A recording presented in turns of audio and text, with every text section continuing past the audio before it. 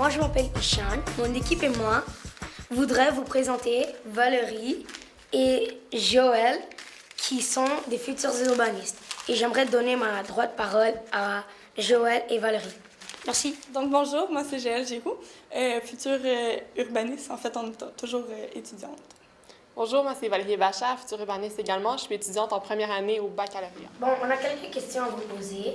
Et la première question c'est, que faites-vous dans votre profession? Donc, on fait plusieurs choses. On participe autant à l'élaboration des projets urbains qu'à la conception dans l'espace. On élabore des programmes pour améliorer le cadre de vie, pour développer ou rénover un quartier, pour étudier l'impact parfois sur l'environnement, pour respecter surtout l'aspect réglementaire aussi. On aménage par exemple des routes, des zones de stationnement, on peut déterminer les éclairages, ou si par exemple des projets qui vont prendre, il peut y avoir des nuisances sonores ou de la pollution, donc on doit tenir compte de tous ces aspects. Puis on doit beaucoup prendre en compte la population autour. On joue un rôle autant sur l'aménagement du territoire, mais aussi sur la population. Avec qui travaillez-vous? En fait, on va travailler avec différents acteurs. En fait, souvent, on va être soit dans des villes, soit dans des firmes, mais dans tous les cas, on va travailler avec des architectes qui vont faire les bâtisses, avec des géographes, avec des gens qui sont spécialistes en droit aussi, comme des juristes ou des avocats, parce qu'on a une réglementation très précise à respecter. Trouvez-vous ce métier amusant et pourquoi?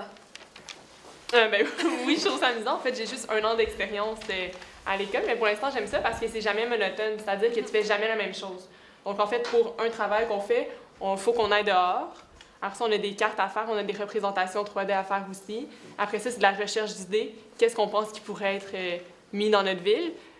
Puis, dans le fond, c'est ça, c'est ultra varié. Puis souvent, c'est en équipe aussi, fait que moi, je trouve ça plus agréable. Quels outils utilisez-vous pour faire ce métier, pardon?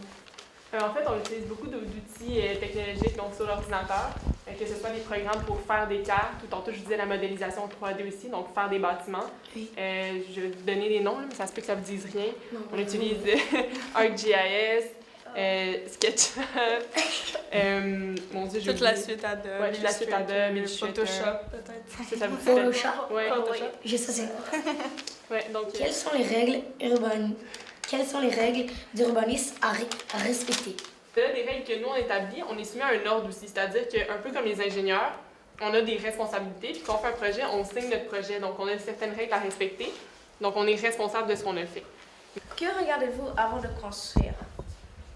On va étudier tout l'aspect du territoire, son histoire beaucoup, les bâtiments qui sont présents sur les lieux pour respecter en fait ce qui est déjà en place lorsqu'on va construire un projet futur.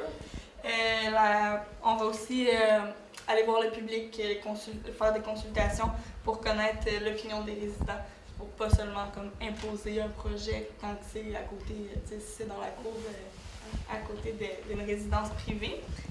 On va analyser l'état du quartier en général, je dirais, si le projet est réalisable. Pour ça, on va voir s'il y a des problématiques environnementales qui peuvent être reliées au projet, puis des contraintes parfois économiques, financières, juridiques, comme on mentionnait tantôt. On peut aussi faire des prototypes, par exemple, des maquettes. C'est SketchUp, je vous en ai parlé un peu tantôt, ça permet de faire la modélisation 3D. Donc, en fait, ce qu'on a voulu représenter ici, c'est que c'est des bâtiments qui sont déjà existants, tout ce qui est en blanc. Puis on voulait mettre un nouveau volume bâti, donc un nouveau bâtiment, merci. Et on l'a représenté en vert ici.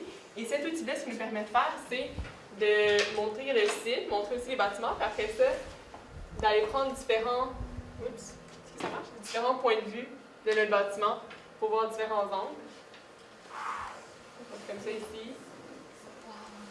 Wow. Alors ça, dans le fond, ça a été fait à peu près en 1h30. Donc cette réalisation est très de base, mais c'est possible de faire vraiment plus, puis vraiment de mettre en place un quartier. Comme vous avez fait des bâtiments en 3D, c'est ça? Oui, exactement. Donc, vraiment à l'échelle, c'est vraiment les bonnes dimensions puis tout.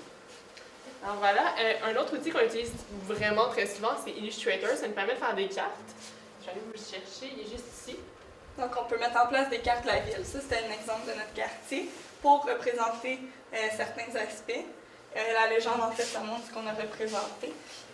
Par exemple, les lignes rouges, c'était les voies. Exemple ici, ça, c'était Sainte-Catherine. Merci de votre présence aujourd'hui.